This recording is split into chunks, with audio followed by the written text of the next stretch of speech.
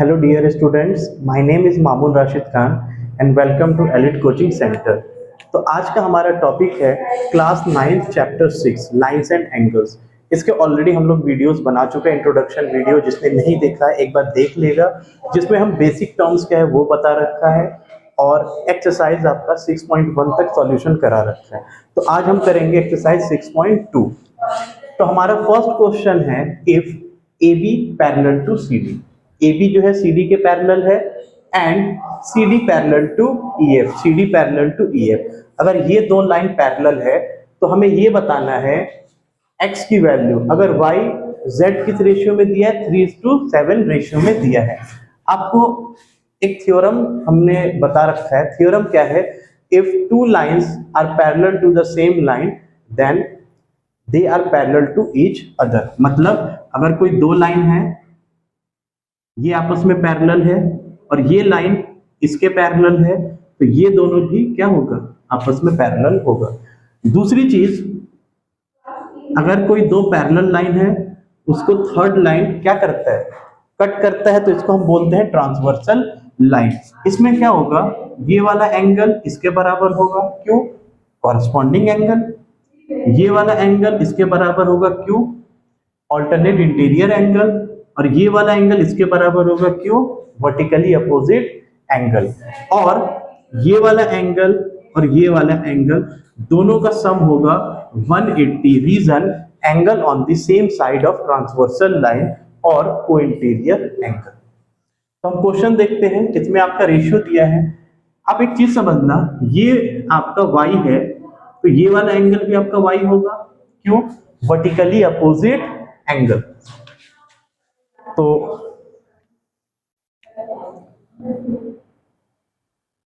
एक काम करते हैं, इसको एंगल 1 नाम दे देते हैं, कंफ्यूजन नहीं होगा। तो हम लिख सकते हैं angle 1 equal to y। Reason, vertically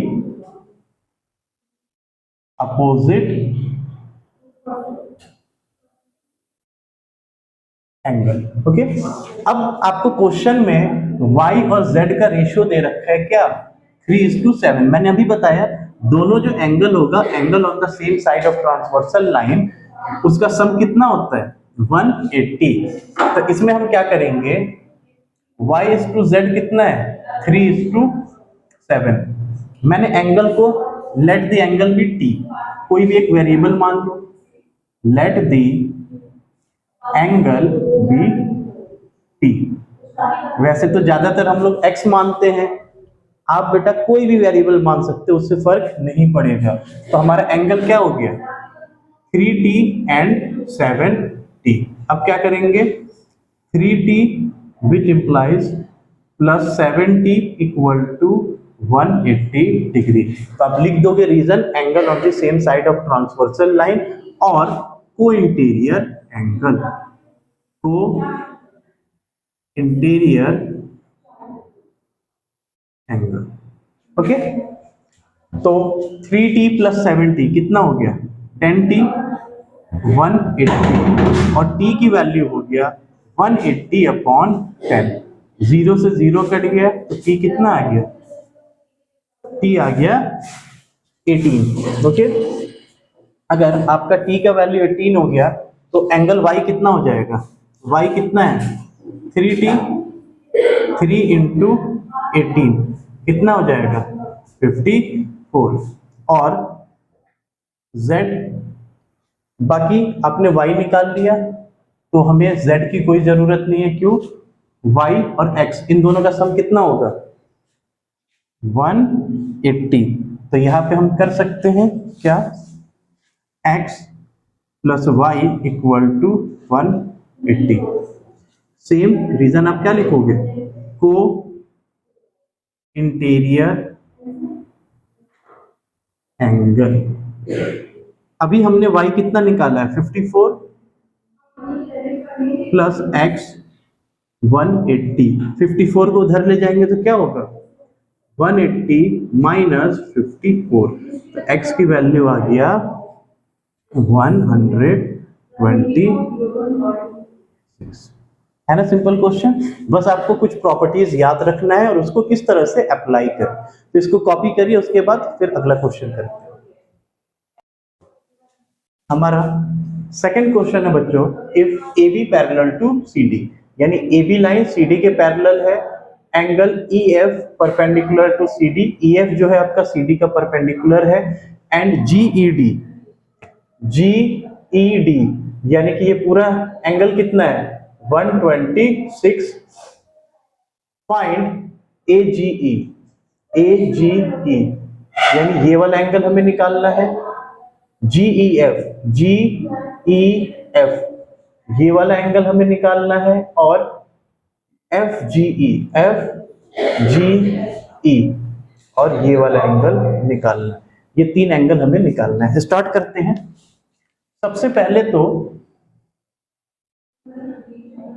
आप क्या करोगे, angle A G E equal to angle G E D बराबर होगा, क्यों होगा आप खुद देखो, कोई भी दो पैरेलल लाइन को अगर तीसरा लाइन कट करता है तो बच्चों ये वाला एंगल इसके बराबर होता है, रीजन ऑल्टरनेट इंटीरियर एंगल। तो इसमें भी सेम बन रहा है, ये वाला एंगल इस पूरे के बराबर होगा, इक्वल टू 126। रीजन आप लिख दो, ऑल्टरनेट इंटीरियर एंगल। दूसरा आपसे पूछा गया GEF यानी कि ये वाला एंगल, ये पूरा कितना है 126, ये वाला एंगल आपका परपेंडिकुलर, इसका मतलब ये कितना है 90। अगर मैं 126 में से 90 माइनस कर दूं तो मुझे GEF नहीं मिल जाएगा। तो हम क्या करेंगे, angle GEF equal to 126 minus 90, तो कितना आ जाएगा हमारा 36।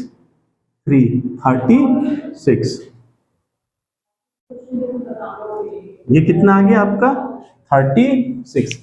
अगला हमसे पूछा गया है FGE, FGE ये बताओ बच्चों, ये आपका क्या है स्ट्रेट लाइन, तो ये आपका क्या बना रहा है लीनियर पेयर। तो आप लिख सकते हो angle AGE plus angle FGE equal to 180, reason linear pair. अभी हमने AG कितना निकाला 126 प्लस FGE 180, इसको उधर ले जाएं, 180 माइनस 126 और एंगल FGE कितना हो जाएगा 54। ओके, आई होप आपको समझ आया होगा। इसको कॉपी करिए, फिर अगला क्वेश्चन करते हैं। हमारा थर्ड क्वेश्चन है, if PQ parallel to ST and angle PQR 110 and angle RST 130, आपको बताना है QRS यानी ये वाला एंगल आपको बताना है। क्वेश्चन में आपको इसमें करना पड़ेगा कंस्ट्रक्शन, और बच्चों याद रखना ये ऑलमोस्ट सारे टीचरों का फेवरेट क्वेश्चन है, आपको हर बार ये पेपर में देखने को मिल ही जाएगा।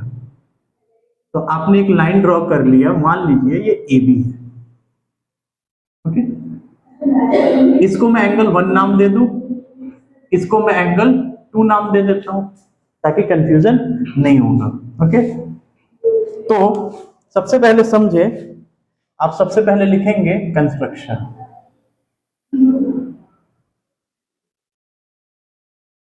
कंस्ट्रक्शन में आप क्या लिखेंगे, draw AB parallel to PQ and ST। ठीक है, हम AB इस तरह से ड्रॉ करेंगे, ये किसके पैरेलल होगा, PQ के पैरेलल होगा और ST के भी पैरेलल होगा।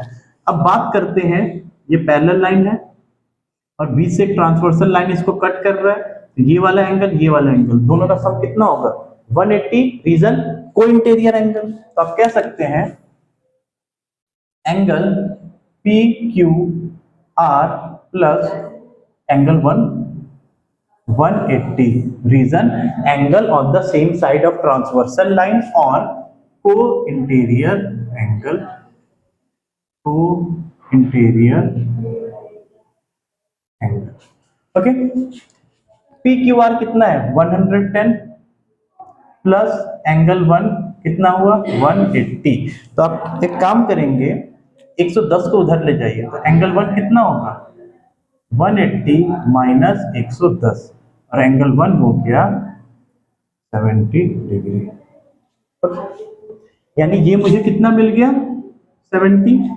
अब इसको निकाल ले एंगल 2. आपको पता है ये दोनों पैरेलल है तो ये क्या होगा ट्रांसवर्सल लाइन. इन दोनों का सम कितना होगा 180. तो आप करोगे angle RST plus angle 2 180. Reason co-interior angle. RST कितना है 130 प्लस एंगल 2 180. इसको उधर ले जाएं तो एंगल 2 क्या होगा 180 माइनस 130 और एंगल 2 हो गया 50. एंगल 2 कितना आ गया आपका 50. अब बताओ बच्चों हम कैसे निकालें QRS को. इसमें और क्या कर सकते हैं. तो एक चीज देखो आप लोग ये आपका क्या है स्ट्रेट लाइन है. स्ट्रेट लाइन है तो इन तीनों एंगल का सम कितना होगा 180 होगा. स्ट्रेट लाइन कितना का होता है 180 का. तो मैं लिख सकता हूं angle 1 plus angle QRS plus angle 2 equal to 180. आप लिख सकते हो स्ट्रेट एंगल. ओके एंगल 1 कितना है 70 plus angle QRS plus angle 2 कितना है 50 180. 70 प्लस 50 कितना होगा 120 180 और 120 को आप उस तरफ ले जाओ तो एंगल QRS 180 माइनस 120 तो एंगल QRS कितना हो गया 60. और यही हमें निकालना था. ये बहुत ही इंपॉर्टेंट क्वेश्चन है हर बार पेपर में पूछा जाता है तो इसको अच्छे से प्रैक्टिस कर लीजिएगा. इस क्वेश्चन को कॉपी करिए फिर अगला क्वेश्चन करते हैं. तो हमारा अगला क्वेश्चन है क्वेश्चन नंबर 4. इसमें क्या दिया हुआ है कि AB पैरेलल टू CD यानी AB जो है CD के पैरेलल है. एंगल APQ ये वाला एंगल कितना दिया हुआ 50. दूसरा एंगल PRD ये एंगल दिया 127. हमें एक तो x निकालना है दूसरा y. स्टार्ट करते हैं. सबसे पहले आपको वही बेसिक चीज अगर कोई दो पैरेलल लाइन है उसको तीसरा लाइन कट करता है इसको हम ट्रांसवर्सल लाइन कहते हैं. इसमें आपका ये वाला एंगल इसके बराबर होगा Q alternate interior angle. Okay तो आपको क्वेश्चन में हमें निकालना क्या है to find x and y.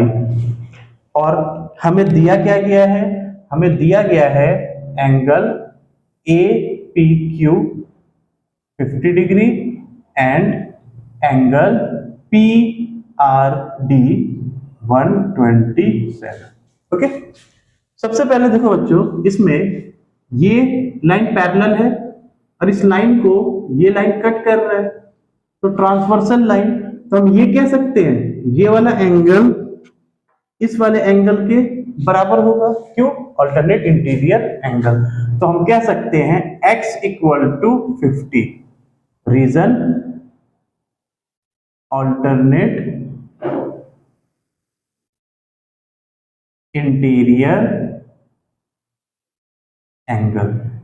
देखा आपको प्रॉपर्टीज याद होगा तो क्वेश्चन इतना सिंपल बन जाएगा. दूसरा हमें क्या निकालना है y. अब इस पे आप ध्यान दो बच्चों पैरेलल लाइन है इसको ये वाला लाइन कट कर रहा है तो ये वाला एंगल और ये पूरा एंगल इक्वल होगा.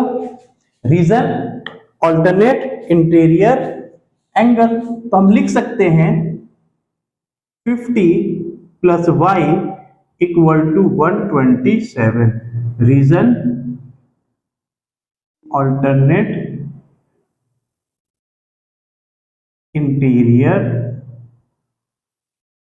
एंगल। ओके, 50 को इधर लेके जाए तो y क्या होगा 127 माइनस 50 और y हो जाएगा 77। आई होप आपको समझ आया होगा। एक बार प्रॉपर्टीज आप रिवाइज कर लीजिएगा। इस क्वेश्चन को कॉपी करिए, फिर अगला क्वेश्चन करते हैं। हमारा फिफ्थ एंड लास्ट चैप्टर इस एक्सरसाइज का भी, इस चैप्टर का भी। तो बेटा उम्मीद करता हूं अभी तक जितना पढ़ाया गया आपको समझ आया होगा, और जो इस वीडियो को फर्स्ट टाइम देख रहा है वो इससे पीछे का भी वीडियो देख लेगा। मैंने कोशिश किया है कि जितने आसान शब्दों में समझाया जा सके मैंने वो ट्राई किया है। तो देखते हैं क्वेश्चन में क्या कह रहा है। P Q and R S are two mirror. P Q R S दो मिरर है, दोनों को पैरेलल रखा गया है। तो सबसे पहले तो आप समझे ये PQ है, ये RS है, दोनों को पैरेलल रखा गया, तो मैं कह सकता हूं PQ पैरेलल टू RS।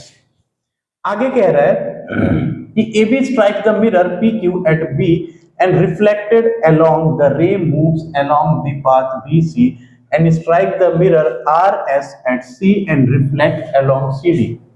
यहां तो फिजिक्स आ गया बच्चों, लग रहा है हमें मैथ्स के साथ साथ फिजिक्स भी पढ़ना पड़ेगा। तो अगर आपने फिजिक्स में पढ़ा होगा लॉज ऑफ रिफ्लेक्शन, तो सबसे पहले रिफ्लेक्शन क्या होता है, the phenomena of bouncing back of light when strike any surface. इसको हम क्या बोलते हैं, इंसिडेंट रे। जिस पॉइंट पे टकराता है point of incidence, point of incidence से आप नॉर्मल लाइन आप ड्रॉ कर सकते हो जो आपका सरफेस से कितने डिग्री पे होता है 90 डिग्री पे, और इसको हम क्या बोलते हैं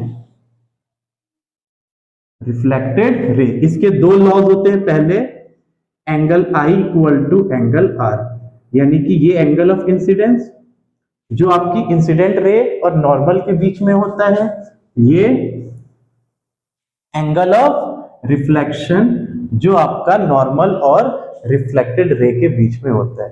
देखा, मेरा फिजिक्स बहुत अच्छा है बट इस बात का मैंने कभी घमंड नहीं किया। दूसरा, incident ray, reflected ray and normal all lie in the same plane. देखा बच्चों, मैथ्स के साथ साथ हमने फिजिक्स भी पढ़ लिया। तो इसमें क्या है कि इस पॉइंट पे ये लाइट स्ट्राइक कर रहा है, तो यहां पे आपका नॉर्मल बनेगा। नॉर्मल आपका बेसिकली ये क्या होगा 90 डिग्री होगा। ये आपका एंगल ऑफ इंसिडेंस है, ये एंगल ऑफ रिफ्लेक्शन, दोनों आपस में बराबर होगा। एक क्योंकि नेमिंग में प्रॉब्लम होगा तो इसको मैं एंगल 1 मान लेता हूं, इसको एंगल 2। सेम यहां पे एक नॉर्मल ड्रॉ होगा, स्ट्राइक करेगा तो ये भी कितना बनाएगा 90 डिग्री। इसको आप एंगल 3 मान लो, इसको आप एंगल 4 मान लो।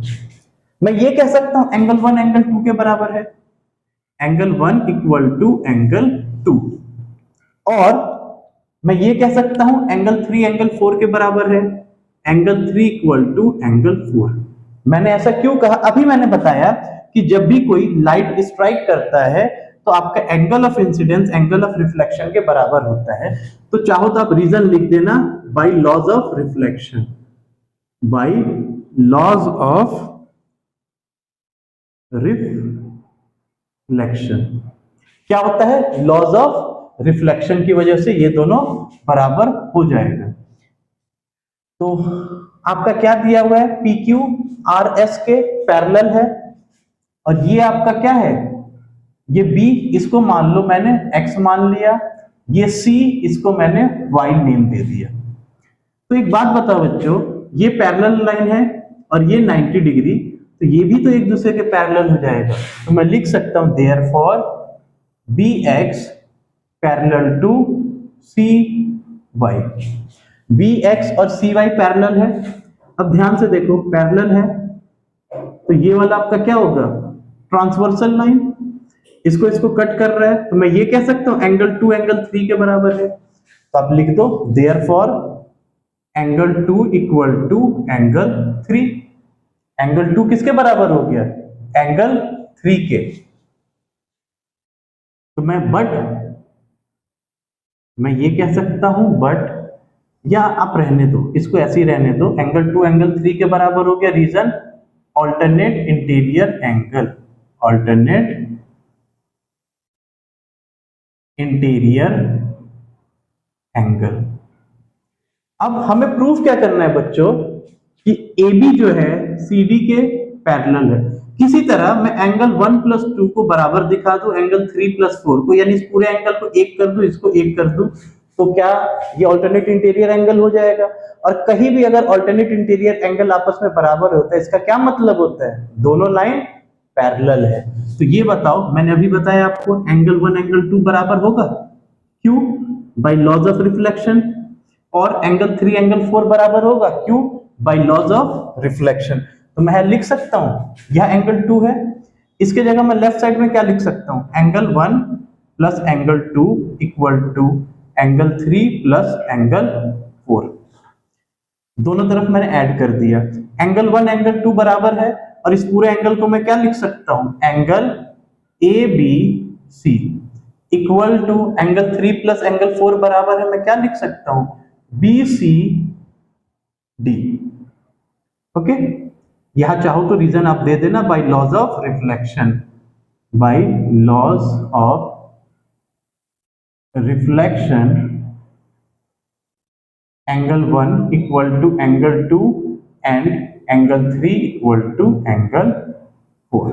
ठीक है, ये दोनों बराबर हो गया, ये दोनों बराबर हो गया, तो हम क्या कह सकते हैं? But these are